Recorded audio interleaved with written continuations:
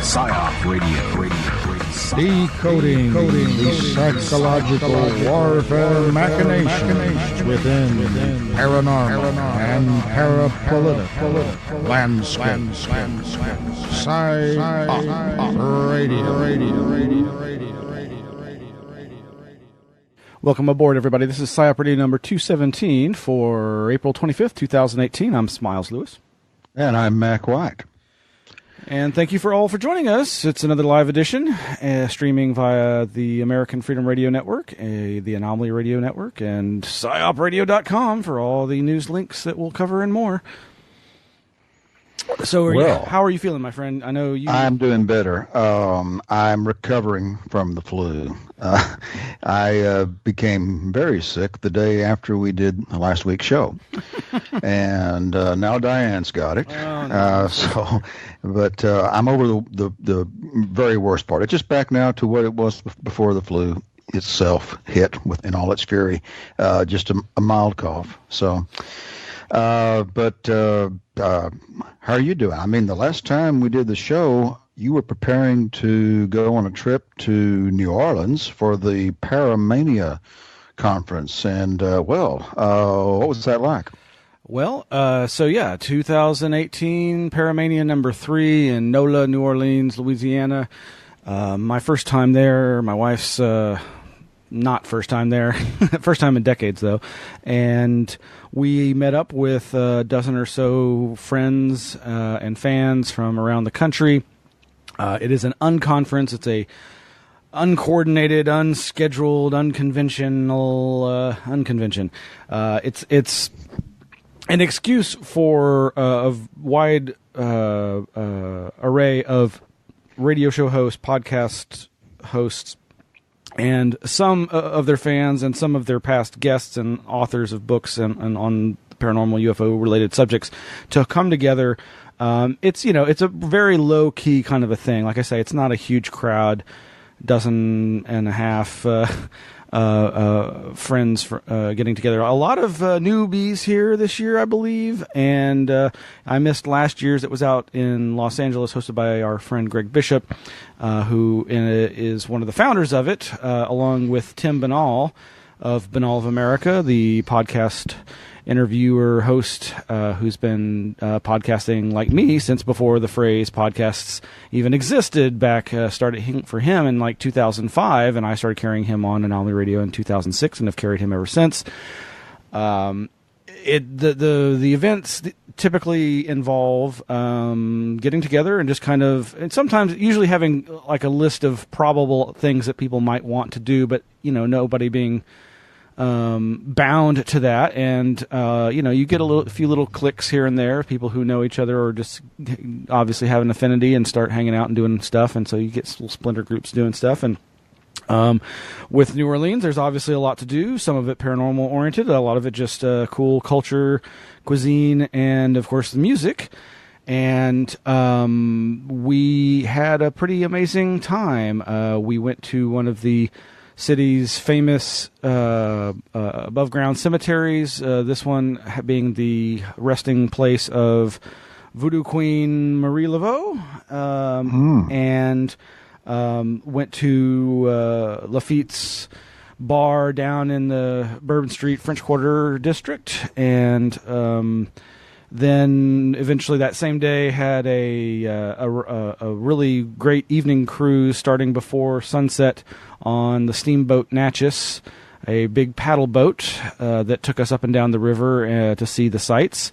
But also for some, there's a dining a dining floor, and we were out on deck most of the time, drinking very heavily, and doing some live streaming. Tim Banal did a brief live stream from the table just as the thing was about to get underway, and on the back side of the boat was a stage where the Dukes of Dixieland were playing, and one of our attendees, past guest Joshua Cutchin, author of 2 and soon to be 3 books on the paranormal and UFOs and strange encounters, was doing his other big gig. He was sitting in with the Dukes on sousaphone and tuba.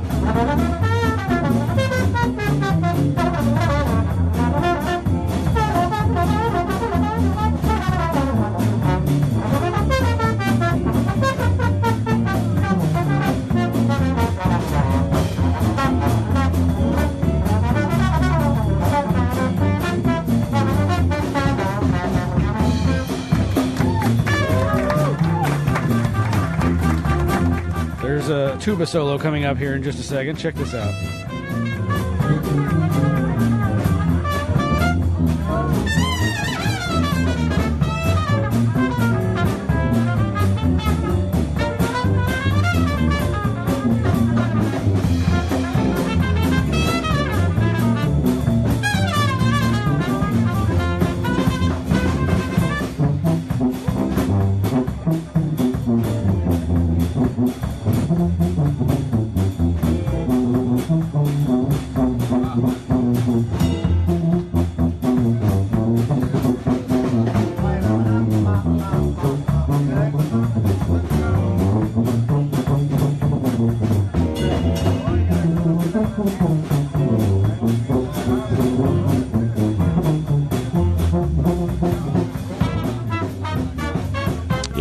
So, and the audience goes crazy.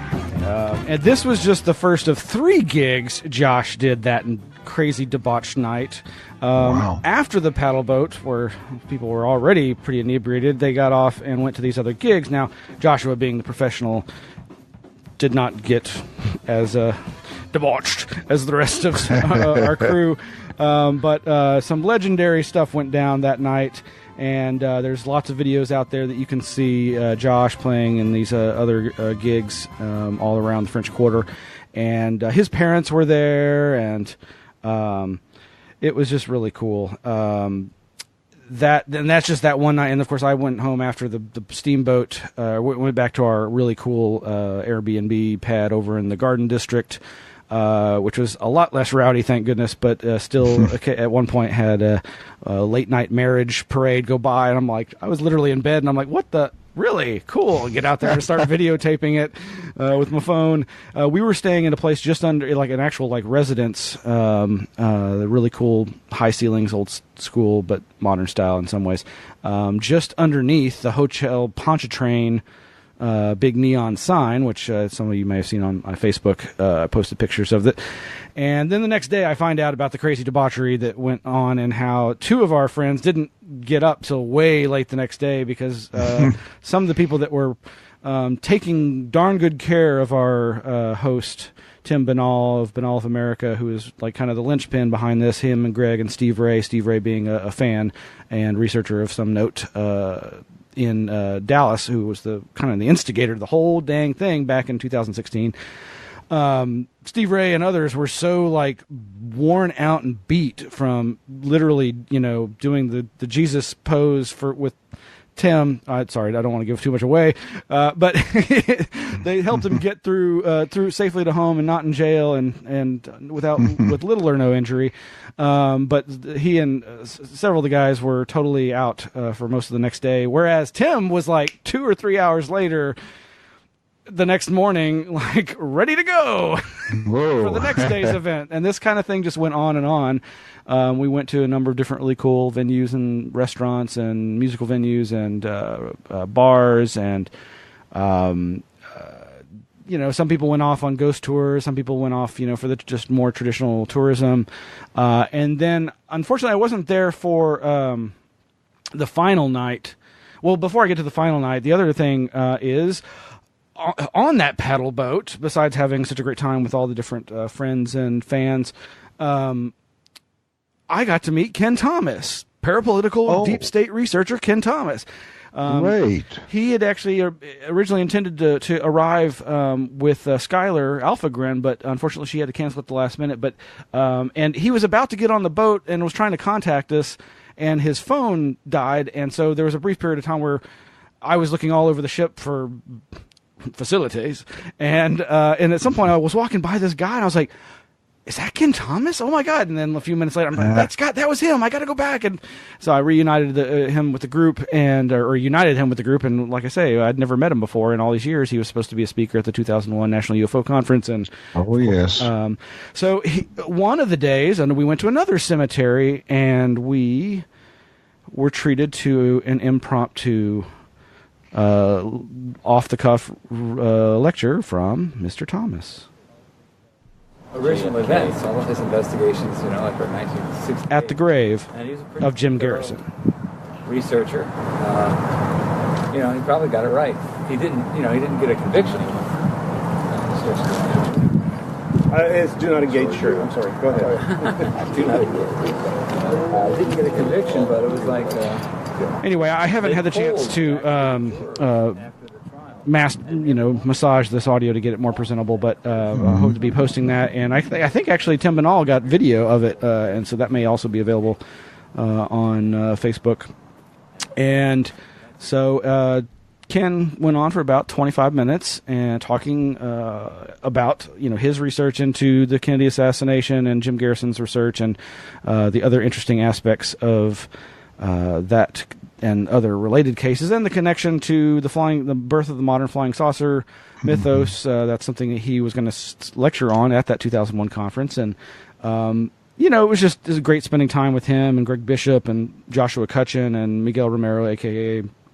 RPG Red Pill Junkie, an online writer and also a great graphic designer who we still have to have on, who's another contributor to the Reframing the Debate anthology. But so the culmination of this was a pre-planned, but it wasn't planned enough in advance for me to participate. So I had to leave before. I didn't get to experience this, which was basically on the main last day.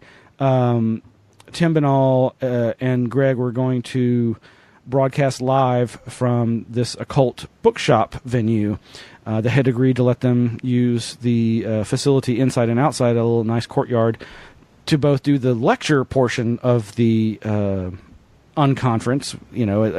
At each of these, we've tried to have some space reserved for a small amount of time so that, a handful of people can just, on the fly or presumably a little bit of planning ahead of time, to give a lecture if they want to. And I had actually prepared one, but when I realized I wasn't going to be able to do it, I was actually going to try to do it remotely, like once I got back in Austin, but that didn't pan out either. But anyway, the lectures went off really well, I hear, and afterwards, Greg produced a final episode of Banal of America, his 10th season, a finale of that. He's retiring his old interview podcast format that he's been doing since 2005.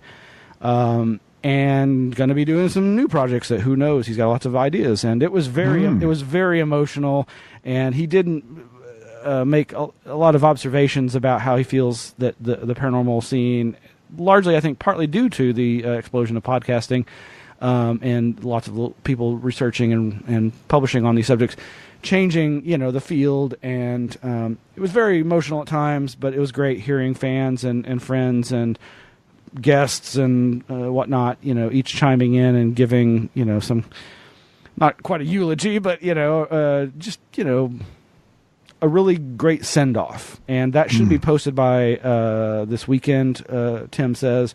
And anyway, just lots of getting together in groups and touring and around town, tooling around town and talking and a lot of times about these subjects and a lot of times just about whatever the hell people talk about. So it's great. It sounds like great fun.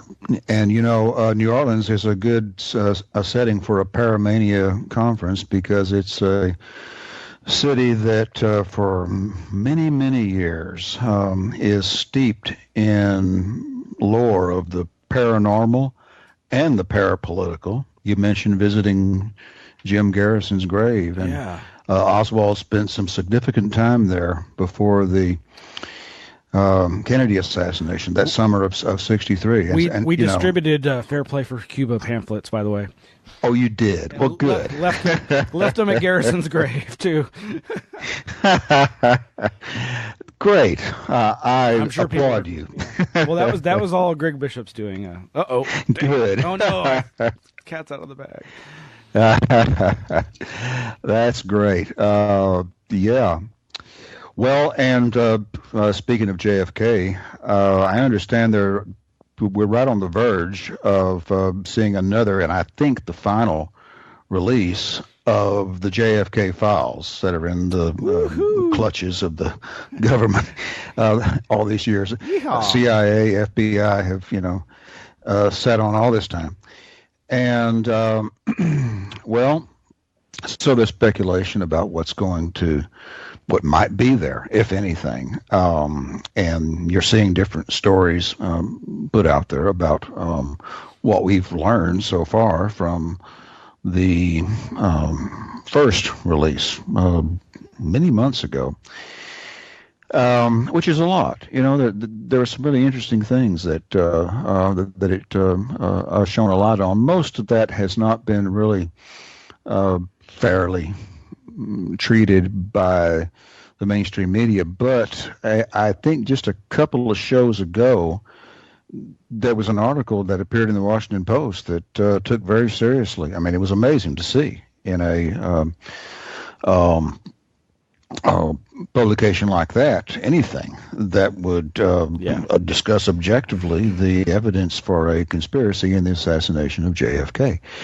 One thing that that is anticipated about this next release is that the documents will include information regarding a U.S. civil servant by the name of Charles Thomas, who was a diplomat with the State Department. He served in embassies all over the world and supposedly died of a suicide in Washington, D.C., way back in 1971. And the story is that it just shocked everyone, and there was no reason to understand why. And well, it turns out that they say that he received a memo that said he was going to be fired. And well, then, but after he died, then the State Department said, well, we really weren't going to fire him. That was a clerical error. But the family feels like that this was a cover for what really was a situation in which Thomas was a fierce critic of the Warren Commission report, and he was a State Department employee. And the reason he was such a critic of the Warren Commission and was a reopening of the investigation, which did happen later in the 70s, but this is 1971 when he died, is because he had served in Mexico, in the embassy there, and in the mid-60s, and he encountered evidence that Oswald had supposedly met with Cuban and Soviet officials and KGB spies and all the rest. A very murky chapter, but there was something that he knew about all that. And he had been pushing for a reopening of the investigation, and because he believed there was a wider plot. And so his family believes, I'm reading from this article here, it says the Thomas family suspects that the filing error, in quotes, that saw Charles fired might have been a deliberate bid to silence him. And quoting his youngest daughter, she says, Washington overpowered my father like a steam shovel, tossing him into a heap like discarded dirt. She wrote this in a letter to Donald Trump, appealing for the final release of all JFK-related files by the National Archives. Wow, there's going to be stragglers at the very least, and one always has to suspect that we'll get, just against the sanitized version of, yes, maybe hopefully some stuff that we've never actually seen before that might actually shed some light, but got to keep an eye out for, hey, look over there, a squirrel, distractions. Yes, that's right. And, we've reached the point 50 plus years later where the Washington Post can put a story like that out that treats so-called conspiracy theory as fact and treats it, objectively, and nobody notices, and nobody really says anything about it. It just gets, thrown in there in the mix with everything else. Drowned out with the noise of empire and police state. Yeah. Well, there's been a lot of excitement over the past week. When is there not? Yeah. We've had more mass killings. And we were talking about that before the show. The climate we're in right now is just, there's a lot of fear and a lot of crime and a lot of violence out there. And just leading up to the days, well, sometime over the past week, while we heard about these incidents that happened in Toronto, in Canada, and in Nashville, there were here locally in Dallas on 2 days in a row. They broke into live afternoon television, and what's going on? They've got a live shooter, and in both cases, it was at one of these big box stores. The first day it happened, it was at an IKEA in Grand Prairie, and that ended with the person who was seen with a gun being shot to death. The next day, it happened at a Home Depot in Dallas, and that ended with the suspect shooting 2 cops and 1 security officer employed by the store. One of the cops later died, and the suspect ran off. And it turns out that these were not necessarily, we don't have any reason to believe there's anything other than just criminal confrontations in parking lots in the Dallas-Fort Worth area. There's nothing political and so forth, but it shows the climate that we live in right now. And for not for no reason was there, did they break in with live coverage, helicopters circling these big stores and so forth? Because there is a climate of fear and division and hostility, mutual hostility in this country like I don't think I've ever seen. But now we've had these 2 terrible incidents in Toronto. It was done European style. They don't need guns. If you're going to commit a mass murder, you just rent a van and you just drive it onto the sidewalk. And 10 people were killed. And it appears that the driver was targeting women. And it turns out that that's not some that actually means something, because he had posted some while back on Reddit that there had been some killer who had gone out and killed a bunch of women, and he was praising that. And it turns out there's this whole weird screwball scene of misogynist guys on Reddit that were banned from Reddit a year or so ago because of that they just obsess over their hatred of women and the normies, as they call them. I mean, these guys sound like the Revenge of the Nerds, only it's not funny. And they think these kinds of things are great, and so he praised that. And anyway, most of his victims were women, and the other incident occurred in a Waffle House in the Nashville area, just a couple of miles from where a friend of mine out there in Nashville lives. And this guy is a naked guy, walked in there, and apparently just targeted the people of color that were in the restaurant. 4 people killed.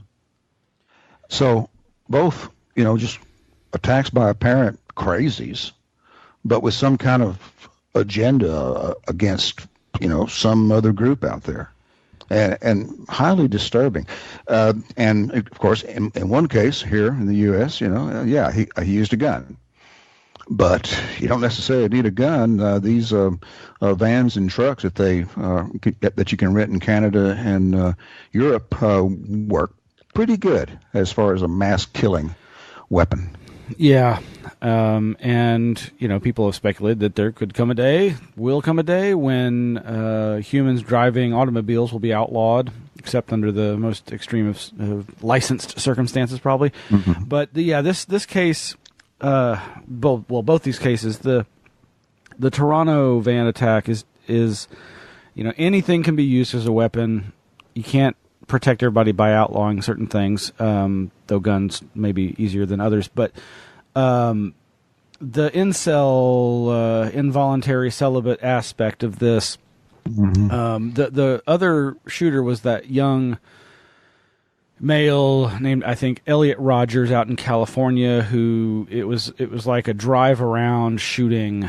I don't remember him getting too far out of a certain area, but there was lots of overtures and overtones of this, like you said, describe weird, twisted, I mean, any guy knows how twisted one can become when you're horny as hell and feel like the world, especially the gender you're attracted to, won't have anything to do with you.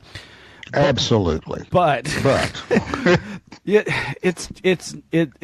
is not okay in any culture, and it never should be, to turn your own angst outward. I don't think people should commit suicide, but if it's between that and doing something as stupid as mass murder, don't do it. Well, what's weird is you have all these guys who seem to have this problem of incel, involuntary celibacy, and they are able to, they don't have to kill themselves, that they can find people on the internet to reinforce their bizarre, attitudes. Yeah. And, we're getting into some tricky territory here, because once again, we're seeing how the internet is being used as a place for extremely borderline psychotic people to reinforce each other's craziness. And I don't know, again, you have to wonder, is this engineered? Is this happening spontaneously? I have no idea. You could speculate either way on it. I just know that this is what's happening.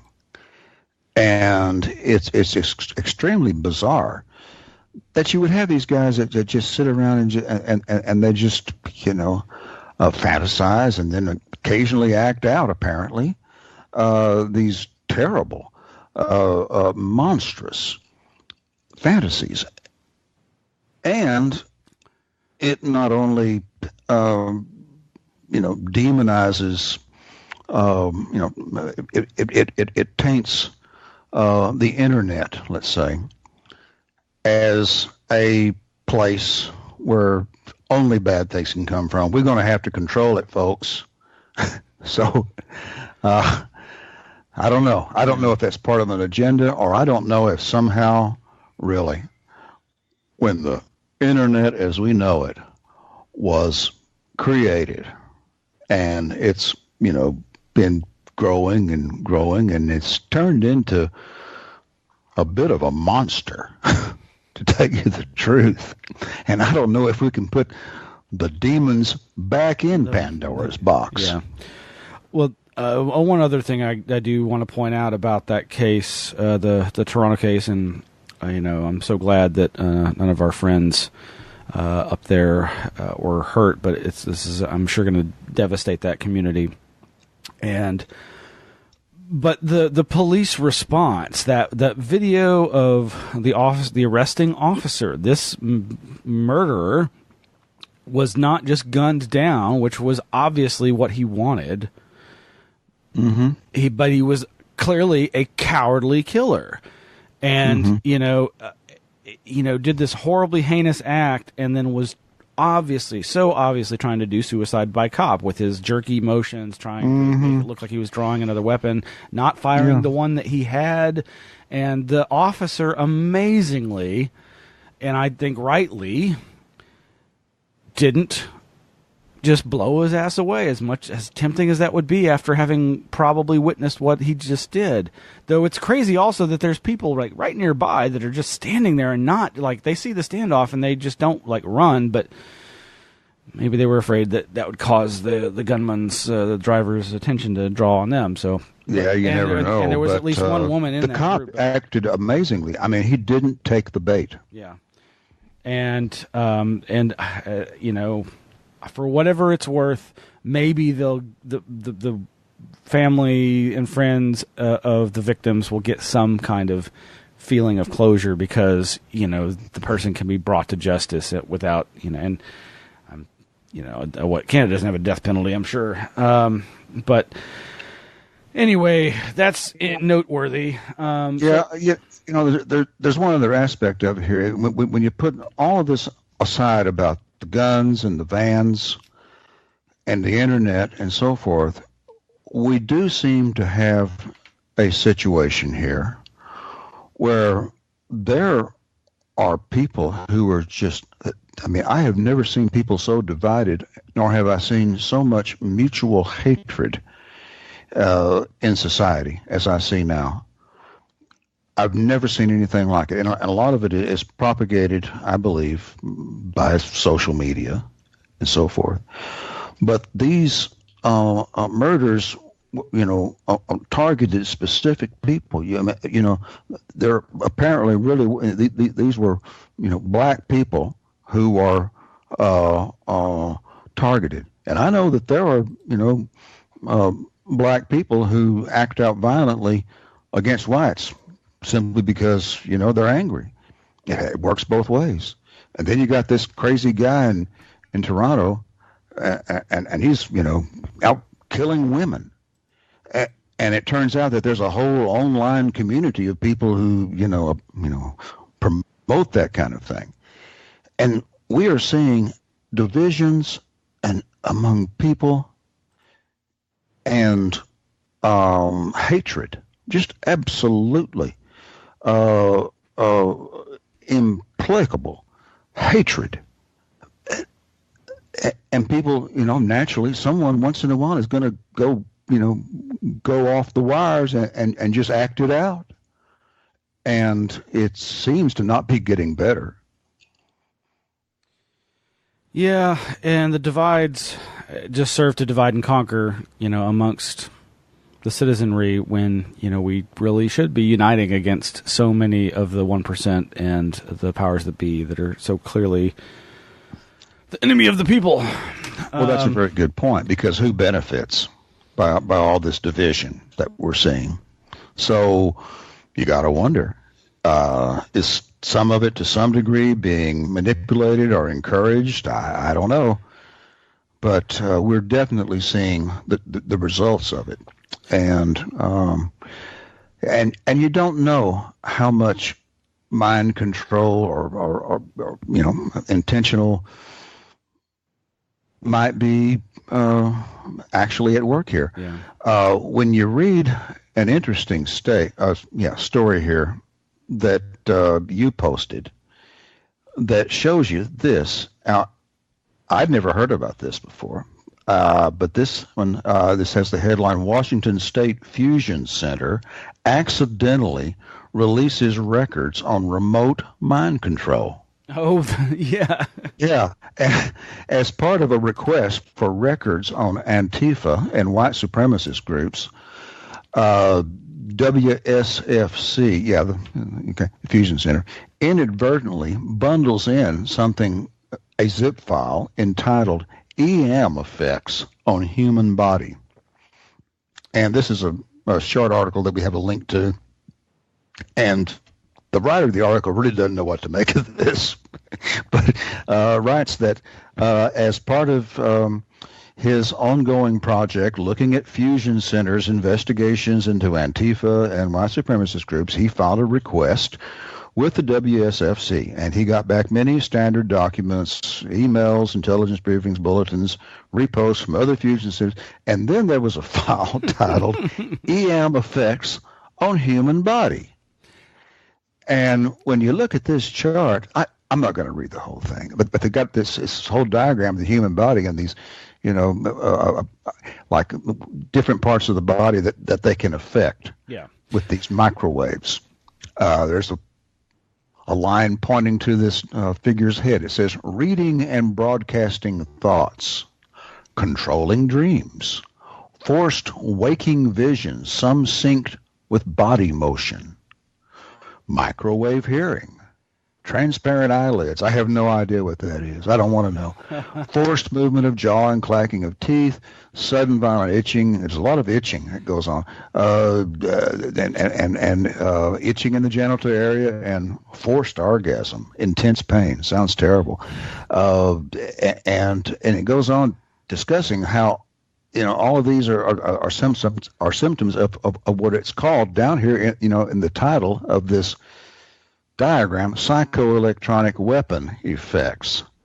And so, where did this thing come from? And who knows? But,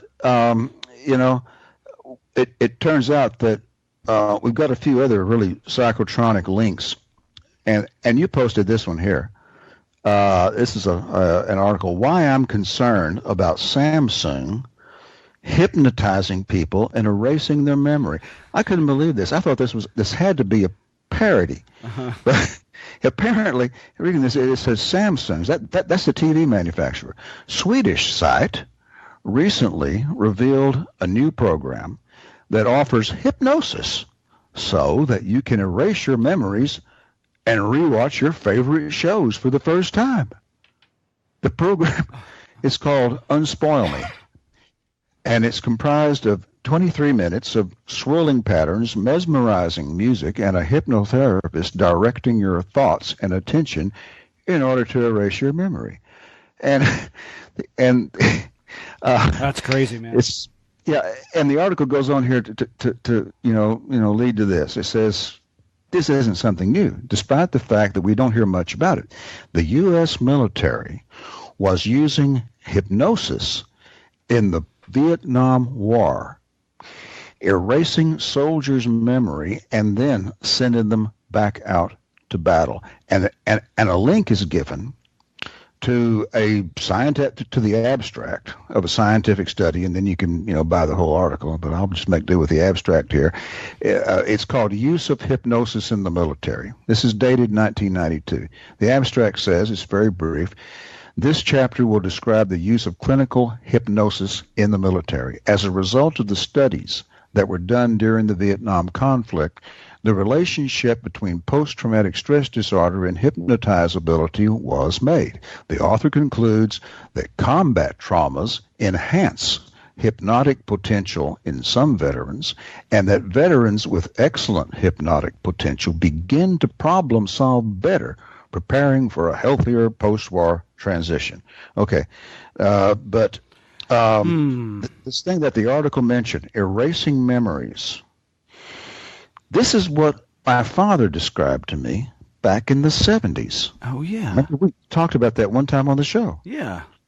That he, in the late 70s, was undergoing treatment for alcoholism at the Schick Center in Dallas. It doesn't exist anymore. And they had a special kind of aversive therapy that they used that was similar to Clockwork Orange.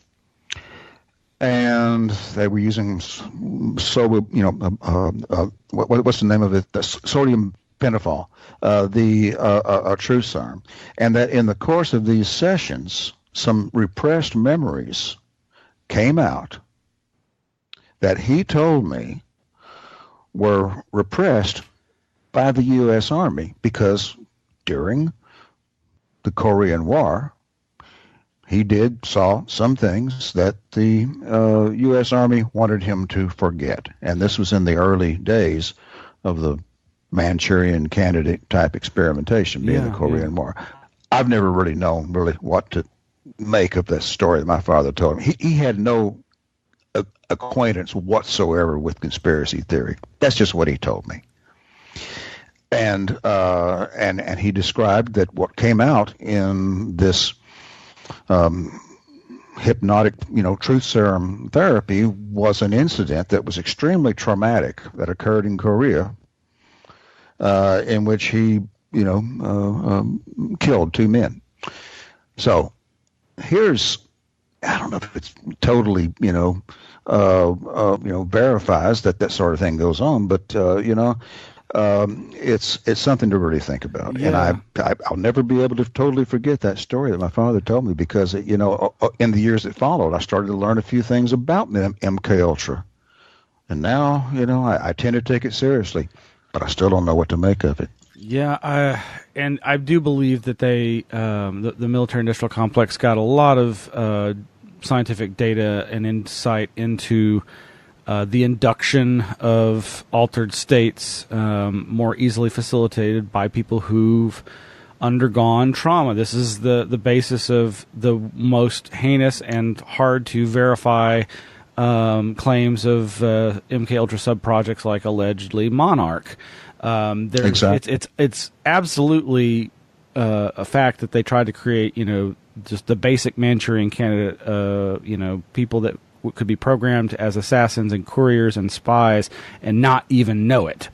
And, as soon as you start noticing, as old as humanity and conflict, that every time our guys go out to war, they come back changed. And, if you're a scientist and you're unscrupulous military type trying to come up with better ways to do horrible things to each other, you just naturally start doing these experiments and find all that stuff out. And I can't remember the first name of the scientist, but his last name was Sargent, and remember reading his book, and it was going back to his studies of like tribal dances and the induction of altered states through the various rituals that tribes and secret societies all do. But it also had whole sections on shell shock and what it was called before PTSD and these the when people are totally mind fucked. That and that document, just to go back to that we must really state, and the author does state over and over that they're not. There was no evidence that the EMF, mind control, body manipulation technology document originated from the office that was giving it to him, but it was just strange that it was attached with a bunch of other stuff that seemingly had no relation to it. But most of the data in there, I just want to say, I haven't had the chance to look through all the pages.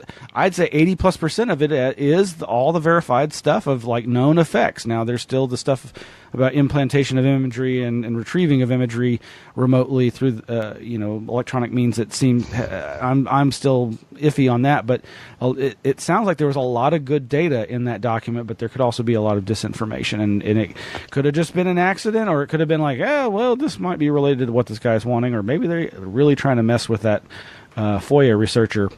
The provenance of that will always be a questionable thing. Maybe someone was trying to leak some information. Well, the science of controlling the brain through trauma is, if you really study it, you find out that it's not new. And it goes back many, many thousands of years. And back to the ancient mystery religions, where they would put these people through this long, arduous ritual that might go on for days. And of course, there's some mind control happening there. You're totally, controlling someone's sensory input and what have you. Let me give an example here. They did this in all the mystery religions, but with one, they would at the end of like a week of all these traumatic rituals and just wearing the personality down, the initiates into this cult would finally be taken into a pit, and they'd be lying there naked in this pit, and there would be a lattice work of boards put over them, and then a bull would be brought out, and it would be sacrificed right on top of them, and they would literally be bathed in the blood and gore of the bull. It was a type of communion. And in this ancient Roman religion. But what it had the effect of doing was creating a new personality inside the mind. That is, there was the old personality, which is still there, but then there's this personality which identifies with the God, because this individual has been taken through the whole spectrum, the whole chronology of the God's experience, his birth, his life, his death, Dionysus, and later Jesus cult borrowed from this, and you experience the God's life, death, and rebirth as a new person. And so these techniques were worked out in that religious cult ancient context years ago. Thousands of years ago. And yes, thousands. And have, as I understand it, been perfected over the centuries. And the Nazis were deep into this research, supposedly. That the story is that's where Operation Monarch existed, and then with Operation Paperclip, Operation Monarch was brought over and became MK Ultra. That's the story. Yeah. I think there's something to it, but, we're talking secret history here. And then bring it up to a few years ago and the rise of a new pop singer. I'm Poppi, I'm Poppi, I'm Poppi, I'm Poppi. Before Poppi blew up on YouTube while making some of the strangest videos on the internet. I believe that everything's okay. So, this is probably old news to a lot of our friends and fans out there, but the very first dinner the night of the Paramania, one of our Paramaniacs started to tell me his obsession with Poppi. And later in the trip, he would wear a T-shirt that said what we've got on the website, "I am not in a cult led by Poppi." And Poppi is this blonde, Barbie-esque, really looks way too young pop star who's on Island Records and who seems to have emerged onto the world stage around 2013, 2014. And her producer is this guy going by the nom de plume of Titanic Sinclair. And he used to work with and produce very similar weird videos with another young-looking blonde pop star named Mars Argo, Marsargo, and they look really similar, and there's this whole crazy saga and story, and the storyline, starting from her, coming out with her pop songs and doing the tours and performing and doing interviews, always in character. And it is a character.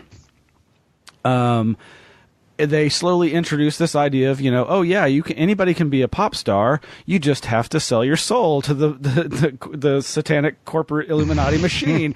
And there's all these, symbolisms. It's like, all the hip hop music and everything now. Everybody's got to, have Illuminati gang sign, somewhere in the video. And hers are no different, except that they're not like traditional videos. They're very strange, with her just acting very robotic.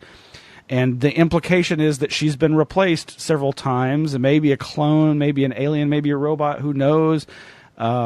Anyway, it's a really weird story, and it got even weirder when this person bringing her to my attention. Like I say, this is like 3 to 5 years old now at this point, and it's still going. And right before this NOLA Paramania 2018 revelation to me, in the days before this story had broken into the mainstream, we've got links to several articles from April 18th when YouTuber Mars Argo, Titanic Sinclair's previous project, is suing Poppi's creator for severe abuse and ripping off her persona.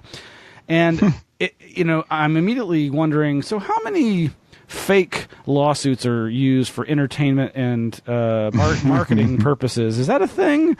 Because I really am suspicious here, because on the other hand, I could totally believe it, but it feeds the storyline in all probability, and there's a lot of it. It also has kind of the feeling of an ARG or some kind of viral marketing campaign, and we've got links to about 4 different little mini documentaries about different podcasters' exploration of this weird case. And it's not a case. I don't think there's actually any abuse going on here, probably. But okay, so but about abuse. So the weirder angle here is this: the person telling me all this at the Paramania says, "Oh, do you remember the Hampstead pedophile satanic network mainstream news flap from several years ago?" And I'm like, "Yeah, it rings a vague bell." And so I went back and looked and was like, "Oh yeah, I totally remember this emerging onto the scene. I think sometime between 2013 and 2015."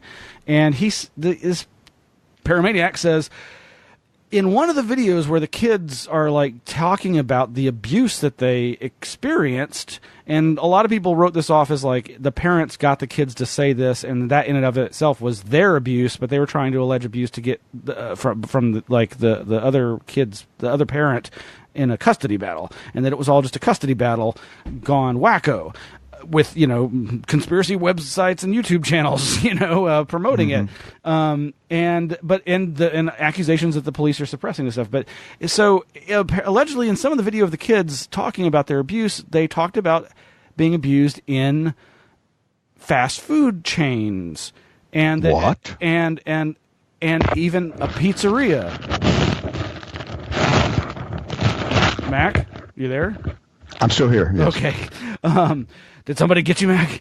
No, I just moved my microphone. Okay, so there's pizzerias actually mentioned, and so it starts. This in a lot of ways may have. This is probably talked about amongst the Pizzagators, looking into all that stuff. But I didn't remember that aspect of it. I just remembered some of the other stuff. And anyway, this person is suggesting to me that this might have all been. It was the Ruskies. It was yet another, divide and conquer, get everybody afraid of them, each other's, and their police and blah blah blah.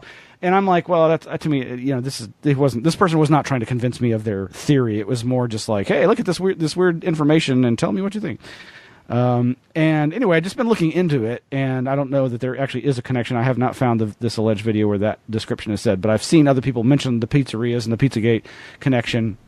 And somebody who just one of the pop stars abusing these children or being present when the abuse was happening, looking remarkably like Poppi.